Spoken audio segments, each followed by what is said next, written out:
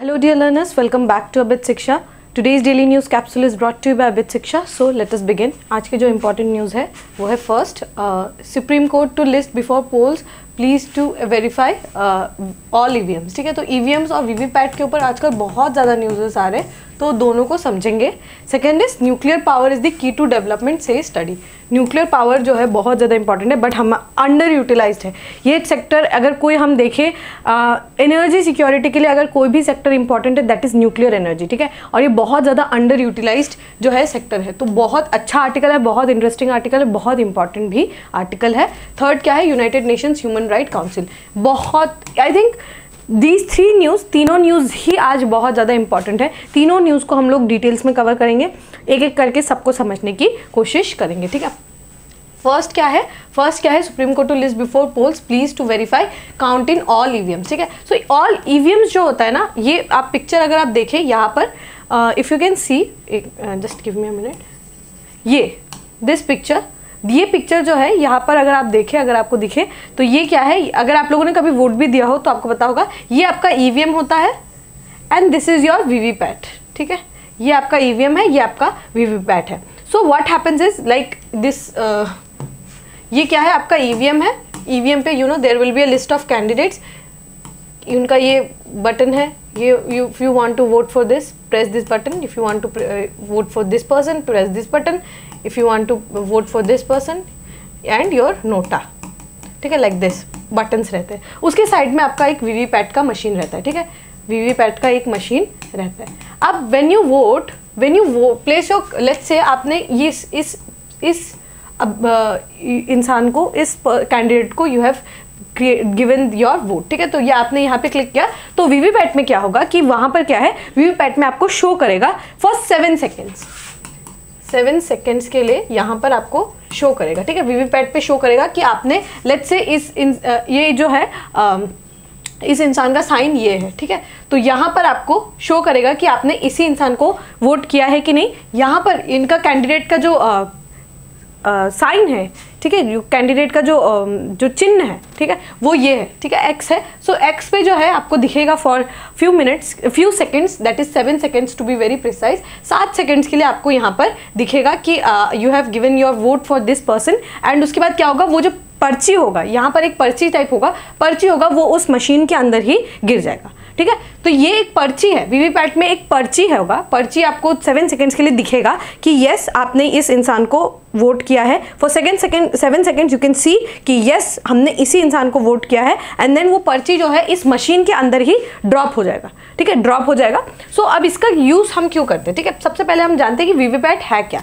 VVPAT का full form क्या है, voter verifiable paper audit trail slips. ठीक है, voter verifiable paper audit slips. ठीक है, पेपर ऑडिट ट्रेल. ठीक है, ये VVPAT का जो है स्लिप होता है. ठीक है, सो ये क्या होता है कि EVM के साथ ये कनेक्टेड रहता है. ठीक है, EVM के साथ जो है कनेक्टेड रहता है. अब EVM या फिर इलेक्ट्रॉनिकली वोटिंग मशीन्स जो होते हैं ना, ये क्या है, इलेक्ट्रिक मशीन्स जो है, पहले आपको पता होगा कि बैलेट पेपर पे हम लोग जो है we used to give the thappa and then वो जो है बैलेट पेपर का काउंटिंग होता था. बट बाद में क्या हुआ कि हमने EVMs को लेकर आए और EVMs पे अब हम वोट करते हैं. राइट, सो EVMs पे ये इल्ज़ाम है कि EVMs जो है हैक किया जाता है बाय दी रूलिंग गवर्नमेंट. ऐसा बोला जाता है कि जो EVMs रहते हैं वो हमेशा हैक्ड रहते हैं. ठीक है, सो EVMs को उसका जो है ट्रस्ट गेन करने के लिए इंसानों के जो सिटीजन्स है उनके मन में जो ट्रस्ट गेन करने के लिए हमने VVPAT लाया. ठीक है, सो VVPAT का मशीन का मैंने आप लोगों को बता दिया कि किस तरीके से काम करता है. आपने अपने फेवरेट कैंडिडेट को you have given your vote. उसके बाद क्या होगा, 7 सेकेंड्स के लिए वो जो साथ में रहेंगे. ठीक है, ये EVM और VVPAT आपके साथ में रहेंगे. ये VVPAT मशीन पे यहाँ पर एक पर्ची दिखेगा आपको एंड देन ये मशीन के अंदर ही ड्रॉप हो जाएगा. ठीक है, मशीन के अंदर ही इट विल ड्रॉप. तो इसकी वजह से आपको पता चल जाएगा कि अच्छा मैंने X कैंडिडेट को दिया तो यहाँ पर भी X कैंडिडेट शो हुआ, मतलब VVM मशीन में कोई भी दिक्कत नहीं है. यहाँ तक अगर आपको समझ आ गया होगा तो आगे का इट्स प्रीटी इजी. ठीक है, सो यहाँ पर क्या है कि अब जो है जो भी ऑपोजिशन की गवर्नमेंट है ना, उन्होंने ऑपोजिशन की जो पार्टीज है उन्होंने बोला है कि हमें क्या करना है कि अब VVPAT को ना इलेक्शन कमीशन क्या करते हैं कि रैंडमली किसी भी एक EVM, किसी भी एक कॉन्स्टिट्यूंसी के एक जगह पे जाएंगे एंड दे विल चेक कि अच्छा इस इंसान को यहाँ पर EVM के अनुसार 5 वोट मिले हैं, तो क्या 5 VVPAT में जो है 5 स्लिप्स निकले कि नहीं। सो इस तरीके से रैंडम सैम्पलिंग करते थे, ठीक है। और अगर दिखे कि अच्छा यहाँ पे उनका काउंटिंग में एरर है, that means something is of, but majority of the times में कोई भी जो है इस तरीके से गलती नहीं निकलते थे, ठीक है। सो अब ऑपोजिशन ने क्या बोला कि आप ये रैंडम सैम्पलिंग ना करके जितने भी ईवीएम्स है, जितने भी कॉन्स्टिट्यूएंसीज के जितने भी ईवीएम है, वहां पे जाके हर जगह पर जाके आप सारे काउंटिंग करिए, ठीक है। आप वीवीपैट की भी काउंटिंग करिए, आप ईवीएम की भी काउंटिंग करिए। तो ये जो है पटिशन जो ये प्ली जो है ये दिया गया to the election commission of India. But election commission of India ने क्या बोला कि अगर हम इस तरीके से डबल काउंटिंग करते रहेंगे then it will take up more than a month, 1 महीने से भी ज्यादा समय जो है वो लग सकता है सिर्फ और सिर्फ वीवीपैट का जो काउंटिंग है उसके लिए, because it will be a tedious process, right. It will be a very tedious process जहां पे आपको बार बार you have to check the EVMs and then you have to check the VVPAT slips also, so it will be double work, right? So double work जब होगा then it will take more time, result आने में time लगेगा, and then result अगर जब late से आएगा then government form होने में भी टाइम लगेगा, right? So it will take up very much time, ठीक है। सो इसीलिए जो है गवर्नमेंट ने बोला है कि इलेक्शन कमीशन ने बोला है कि हम जो है किसी भी कोई भी रैंडम 5 जो है ईवीएम्स में जाके वी कैन चेक, ठीक है। कॉन्स्टिट्यूएंसी के किसी 5 जो है रैंडम ईवीएम के जगह पे we can go and check, ठीक है। सो इस तरीके से हम कर सकते हैं, बट सारे कॉन्स्टिट्यूएंसी के सारे ईवीएम्स को अगर हम कैलकुलेट करने लगे एंड देन डबल काउंटिंग करने लगे then it will take so much time, ठीक है। सो यही सेम बात लिखी हुई ईवीएम वीवीपैट क्या है वो हम देखते हैं। वीवीपैट का याद रखिएगा, फुल फॉर्म आपको याद रखना है। फुल फॉर्म क्या है? Voter verifiable paper audit trail, VVPAT. और ये 2014 का जो लोकसभा इलेक्शन था उस समय वीवीपैट को लाया गया था, ठीक है। So yes, VVPAT is an independent verification printer machine attach to electronic voting machine. EVM के साथ अटैच रहता है, ठीक है। क्या लिखा है? That allows voter to verify that their votes have been recorded accurately, ठीक है। तो जो वोटर होगा उसको 7 सेकंड्स के लिए वो दिखेगा वहां पर एंड देन वो पर्ची जो है वो उस मशीन के अंदर गिर जाएगी, ठीक है। As soon as the voter presses the button on EVM the VVPAT machine prints the slip जो है प्रिंट होकर आपको दिखेगा, ठीक है। And that contains the name and symbol of the party. Name and symbol of the party रहेगा, जिस भी XYZ कंटेस्टेंट को आपने दिया है, XYZ पार्टी क्या है वो आपको दिखेगा। They have voted for and around 7 seconds के लिए आपको दिखेगा। VVPAT machines were first introduced in 2014 का Lok Sabha elections and were introduced to increase transparency and eliminate doubts about accuracy of the EVM. तो ये अंडरस्टेबल है कि कोई भी डाउट हो, कोई भी ट्रांसपेरेंसी के लिए और कोई भी अगर डाउट हो तो वो इससे क्लियर हो जाएगा, ठीक है। VVPAT machines can be accessed by polling officers only. सिर्फ जो पोलिंग ऑफिसर्स होंगे उनके पास एक्सेस जो है वो रहेगा, ठीक है। According to Election commission of India, EVMs and VVPATs are separate entities, are not connected to any network. कोई भी नेटवर्क से कनेक्टेड नहीं है ईवीएम्स और वीवीपैट। इसीलिए आप जो है ईवीएम्स के ऊपर जो भी इल्जाम लगते हैं अबाउट हैकिंग वो नहीं हो सकता, बिकॉज ये दोनों इंडिपेंडेंट एंटिटीज है और कनेक्टेड नहीं है कहीं से भी, ठीक है। सो आई होप आपको वीवीपैट का जो कॉन्सेप्ट है वो क्लियर हो गया होगा। We can move on to the next news, that is nuclear power is the key development to is key to development से स्टडी। तो अगर हम देखें, हम सबसे ज़्यादा डिपेंडेंट, अगर हम अपना एक्सपोर्ट इम्पोर्ट भी अगर हम देखें ना, अगर हम देखें तो उसमें हम सबसे ज़्यादा जो चीज़ मंगाते हैं जिससे हम डिपेंडेंट है, इट्स कोल, ठीक है। कोल पे हम सबसे ज़्यादा जो है डिपेंडेंट रहते हैं। कोल हो गया एंड जो भी ऑयल्स होते हैं ना उस पर भी हम बहुत ज़्यादा अपने जो पैसे खर्चे करते हैं, ठीक है। इनके साथ इशू क्या है? सबसे पहले तो हम इन देशों पे डिपेंडेंट है, दूसरे कंट्रीज पे we are dependent upon, and second thing is ये जो है बहुत ज़्यादा ग्रीन हाउस गैस एमिट करते हैं, बहुत ज़्यादा क्लाइमेट के लिए दे आर वेरी हार्श, ठीक है, ऑन दी क्लाइमेट, ठीक है। सो उसकी वजह से क्या है कि गवर्नमेंट और बाकी सारी कंट्रीज को भी ये पता चला कि हम एक्सट्रीमली डिपेंडेंट नहीं रह सकते over coal and we can not be extremely dependent upon the crude oil, ठीक है। हम नहीं रह सकते इतने ज़्यादा डिपेंडेंट। तो हमें क्या करना चाहिए? हम क्या कर सकते हैं? हम रिन्यूएबल सोर्स की तरफ जा सकते हैं, रिन्यूएबल सोर्सेज की तरफ जा सकते हैं। अब रिन्यूएबल सोर्सेज में आपको सोलर एनर्जी जो है ये देखने को मिलेगा, विंड एनर्जी देखने को मिलेगा, ठीक है। और बाकी टाइप के जितने भी टाइप के एनर्जी रहते हैं, सोलर एनर्जी हो गया, विंड एनर्जी हो गया, ठीक है। उसके बाद क्या है? ग्रीन हाइड्रोजन हो गया, ग्रीन हाइड्रोजन हो गया, ठीक है। और उनमें से ये क्या है? ये 3-4 जो मैं आपको वो दिखा रही हूँ यहाँ पर,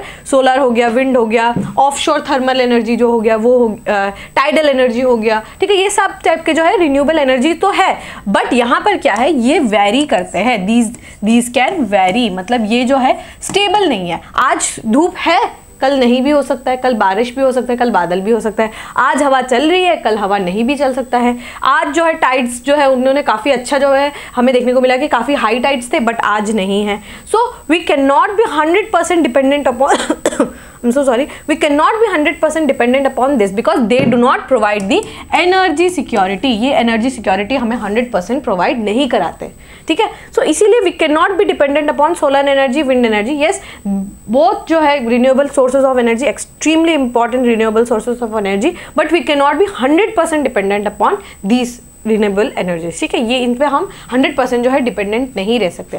तो अब क्या कर सकते हैं, हम क्या कर सकते हैं, we can rely upon nuclear energy, nuclear energy, ठीक है। हम जो है न्यूक्लियर एनर्जी पे रिलाई कर सकते हैं। न्यूक्लियर एनर्जी पे जो कुछ आपके पीरियोडिक टेबल में ऐसे कुछ एलिमेंट्स होते हैं जो न्यूक्लियर एनर्जी प्रोड्यूस करने के लिए बहुत इंपॉर्टेंट रहते हैं। एक है यूरेनियम, एक है आपका प्लूटोनियम, ठीक है, और एक और एलिमेंट है, उसका नाम है थोरियम, ठीक है। सो ये 3-4 जो है एलिमेंट्स का आप यूज करके न्यूक्लियर एनर्जी प्रोड्यूस कर सकते हैं, ठीक है। सो ये न्यूक्लियर एनर्जी जो हम प्रोड्यूस कर सकते हैं, but there are certain issues. Certain issues क्या क्या है? सबसे पहला issue is availability of uranium. Uranium जो है ये नेचुरली अगर आप देखें ना, यूरेनियम जो है मिलता तो है, बट 99.7% जो यूरेनियम है इसको हम लोग डायरेक्टली जो है यूज नहीं कर सकते। As the nuclear power plant में आप डायरेक्टली जो है यूज नहीं कर सकते, ठीक है। आपको नेचर में तो अबंडेंस में मिलेगा, बट ये क्या है, आप डायरेक्टली 99.7% को आप यूज नहीं कर सकते। ओनली 0.3% जो है उसको आप यूज कर सकते हैं for in the nuclear power plants, ठीक है। तो सबसे पहला इशू ये है, ठीक है। दूसरा इशू है कि ये जो है आपको बहुत हैवी प्लांट्स लगाने होंगे। हैवी न्यूक्लियर पावर प्लांट जो है, हैवी न्यूक्लियर पावर प्लांट जो है वो लगाना होगा, न्यूक्लियर प्लांट्स जो है वो लगाना होगा, ठीक है। इसके साथ न्यूक्लियर प्लांट्स के साथ इशू क्या है कि पहले तो डिस्प्लेसमेंट होगा लोगों का, ठीक है, डिस्प्लेसमेंट होगा लोगों का।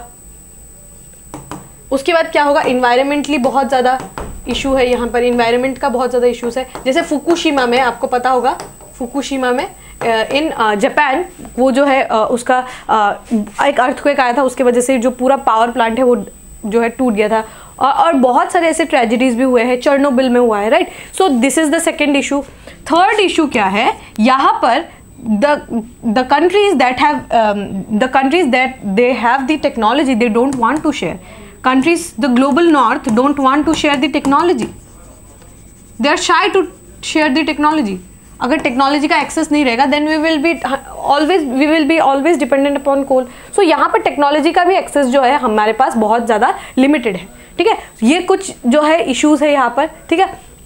एंड इन्वायरमेंटल रिस्क तो हर किसी प्लांट के साथ ही रहता है, ठीक है। यहाँ पर लिख देते हैं इन्वायरमेंटल रिस्क, ये तो रहता ही रहता है, ठीक है। सो ये कुछ इश्यूज है जो है आपके न्यूक्लियर पावर प्लांट्स के साथ जो हमें देखने को मिलता है, ठीक है। सो यहाँ पर अगर हम देखें तो इंडिया ने भी काफ़ी कम यूटिलाइज किया है। Only 1.6% of the renewable sources of energy that comes from nuclear power plant, ठीक है। तो बहुत कम जो है हम यूटिलाइज कर पाए हैं अभी तक, ठीक है। सो अगर आप यहाँ पे देखें, अगर इंडिया जो है डेवलप होना चाहता है बाय 2047, ये हमारा विजन है, ठीक है। हमारा विजन है कि हम 2047 तक जो है एक डेवलप्ड कंट्री, एक डेवलप्ड नेशन जो है वो बनना चाहते हैं। और अगर हम नेट जीरो जो अपना अचीव करना चाहते हैं बाय 2070, तो हमें क्या करना होगा कि हमें इन्वेस्टमेंट करना होगा। कहाँ पर इन्वेस्ट करना होगा? इन दी न्यूक्लियर पावर प्लांट, ठीक है। तो न्यूक्लियर पावर प्लांट पे हमें बहुत ज़्यादा इन्वेस्टमेंट करने की ज़रूरत है। ओनली न्यूक्लियर एनर्जी जो है ओनली 1.6% ऑफ जो एनर्जी नीड है उसको फुलफिल कर पाता है, बहुत कम है, ठीक है। इसका जो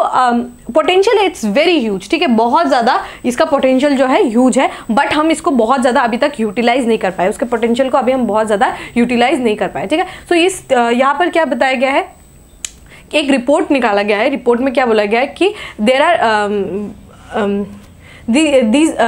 रिपोर्ट के अनुसार क्या बोला कि हम जितना ज़्यादा कार्बन पे डिपेंडेंट रहेंगे, कितना ज़्यादा हम फॉसिल फ्यूल पे अगर हम डिपेंडेंट रहेंगे, सो उतना ज़्यादा that will be harmful for us. First is that, and उसके बाद क्या है कि इश्यूज है रिन्यूएबल एनर्जी के साथ। ये जो बाकी सोलर एनर्जी और विंड एनर्जी है उसको स्टोर करना भी मुश्किल है, ठीक है, स्टोर करना मुश्किल है। और अगर हम मैथ्स लगाए ना, अगर हम लोग मैथ्स लगाए तो स्टार्टिंग का जो कॉस्ट रहेगा जो हमारे रिन्यूएबल न्यूक्लियर पावर प्लांट का, that will be huge. But उसके बाद अगर हम लोगों ने एक बार मास्टरी कर लिया न्यूक्लियर एनर्जी के ऊपर, then that will significantly reduce the cost. ठीक है, बहुत सारा जो है हमारा एनर्जी नीड्स को भी वो फुलफिल कर पाएगा। एनर्जी नीड्स सिर्फ हमारे घरों पे नहीं है, बल्कि बहुत सारे जगह, बहुत इंडस्ट्रीज जो है उनको एनर्जी चाहिए होता है, and continuous flow of energy चाहिए होता है। और वो कंटिन्यूस फ्लो ऑफ एनर्जी कौन दिलवा पाएगा? Nuclear energy. Nuclear power plant जो है कंटिन्यूस फ्लो ऑफ एनर्जी जो है हम प्रॉमिसिंग है। ठीक है, काफ़ी ज़्यादा प्रॉमिसिंग है। If you compare solar and wind energy, उससे बहुत ज़्यादा प्रॉमिसिंग जो है आपका रहेगा न्यूक्लियर पावर प्लांट। ठीक है, तो उसके बाद क्या है कि हम जो है अपना कोल और उसके जो है कोल और currently figures from Central Electricity Authority से solar energy accounts for 16% of India's installed generation capacity. मतलब इंस्टॉल्ड है हम इतना जो है 16% जो है हमारा इंस्टॉल्ड कैपेसिटी वो क्या है? सोलर एनर्जी है। और कोल इज 49%। देखिए हैवी डिपेंडेंस अपॉन कोल है हमारा। ठीक है, to achieve this idealistic figure for nuclear energy would require a doubling of investment. हमें क्या करना होगा? डबल इन्वेस्टमेंट करना होगा, as well as the assumption that uranium, a critical fuel which but restricted by international embargo, is available and is in necessary quantities। मतलब अगर हम चाहते हैं कि हम जो है न्यूक्लियर एनर्जी जो है अबंडेंस में रहे और हमें यूरेनियम का एक्सेस मिले, तो उसके लिए क्या है कि हमें जो है हमें डबल जो है हमारा इन्वेस्टमेंट को करना पड़ेगा। और यूरेनियम जो है ना, यूरेनियम हम जो है क्या करते हैं? इंपोर्ट करते हैं। तो इसके लिए भी जो है हमारा इशू रहेगा। ठीक है, इंपोर्ट करते हैं हम यूरेनियम जो है, बहुत ज़्यादा इंपोर्ट करते हैं, तो उसके लिए भी हमें इन्वेस्टमेंट जो है उसके ऊपर ध्यान देना होगा, ताकि हम न्यूक्लियर पावर प्लांट्स को जो है और बेहतर तरीके से डेवलप कर पाए। ठीक है, so this was the news. I hope आपको ये टॉपिक जो है ये क्लियर हो गया होगा। We can move on to the last news. Last news is UNHRC to discuss call for Israel arms embargo. ठीक है, सो UNHRC क्या है? UNHRC क्या है? United Nations Human Rights Council. Human Rights Council जो है यूनाइटेड नेशंस का body है, ह्यूमन राइट्स का बारे में डिस्कस करता है। ठीक है, सो उसका क्या है कि सारे ह्यूमन जितने भी है उनका राइट्स को प्रोटेक्ट किया जाए, उनका डिग्निटी को जो है प्रोटेक्ट किया जाएगा। Council has 47 members. इस काउंसिल में जो है 47 मेंबर्स है, elected for staggered 3-year term. 3 साल के लिए जो है इलेक्ट होते हैं 47 मेंबर्स फॉर 3 years। ठीक है, on a regional group basis, groups बनाए हैं और उसके हिसाब से जो है इनका जो है इलेक्शन होता है। अगर हम ग्रुप्स देखें तो क्या है कि जैसे अफ्रीका के लिए 13 जो है कंट्रीज वो पार्टिसिपेट करेंगे, एशिया के लिए 13 countries, 6 for eastern Europe, 8 for Latin America that is south America and Caribbean. ठीक है, and 7 for western European and others group. ठीक है, सो इस तरीके से जो है डिवीजन जो है सीट्स का जो डिस्ट्रीब्यूशन है किया गया है। हेडक्वार्टर्स कहाँ है UNHRC का? It is in Switzerland, Geneva में है इसका हेडक्वार्टर्स। एंड ये जो है 2006 में इसका नाम जो है चेंज किया गया था। पहले इसका नाम था UNCHR। ठीक है, UNCHR that is United Nations commission on human rights. But उसका नाम चेंज करके क्या कर दिया गया है 2006 में? United Nations Human Rights council. ठीक है, उसके बाद क्या है? The members of UNGA that is United nation general assembly elect the members, जो इन्हीं अपने अपने में जो है इलेक्शन हो जाता है, एंड जो भी सीट्स है वो एलोकेट किया जाता है। The term for each seat is 3 years। हमने देख लिया 3 साल के लिए जो है टर्म रहता है। एंड नो मेंबर में occupy seats for more than 2 consecutive terms. मतलब आपने इस साल जो है आप रहे 3 साल के लिए, एंड देन अगले 3 साल दैट इज 6 साल से ज़्यादा जो है आप कंजिक्यूटिवली नहीं रह सकते। ठीक है, पोस्ट में आप जो है कंजिक्यूटिवली 2 बार जो है आप इलेक्ट नहीं हो सकते। ठीक है, सो यहाँ पर क्या है? The general assembly can suspend the rights and privileges of council members that decide member that it decides has persistently committed gross and systematic violation on human rights during his term of membership। जो है ये जो general assembly है वो suspend कर सकती है उनका राइट। ठीक है, जो भी इलेक्टेड है उनका राइट को जो है सस्पेंड कर सकते हैं। ठीक है, the suspension process require 2/3 majority vote by UN General Assembly. ठीक है, सो ये जो है इट्स अ सिस्टर बॉडी, याद रखिएगा, sister body of United Nations. So यहाँ 2006 में इसका नाम चेंज हुआ था 3 साल के लिए, एंड 47 कंट्रीज जो है इसका जो है 47 कंट्रीज जो है इसके मेंबर्स, मतलब बॉडी जो है उसमें 47 कंट्रीज जो है उनको दिया जाता है चांस। ठीक है, और ये जो है कुछ ग्रुपिंग्स में जो है इनको इलेक्ट किया जाता है, जैसे 13 अफ्रीका से जो है 13 countries, 6 countries from eastern Europe, 8 countries from south America and Caribbean, and 7 countries from western European और बाकी जितने कंट्रीज हैं वहाँ से मेंबर्स को इलेक्ट किया जाता है। ठीक है, आई होप आपको ये टॉपिक जो है क्लियर हो गया होगा। With this, we have come to end of today's daily news discussion. If you have liked this discussion, don't forget to give a like and write down in the comment section. We will meet in the next discussion. Till then, take care and thank you.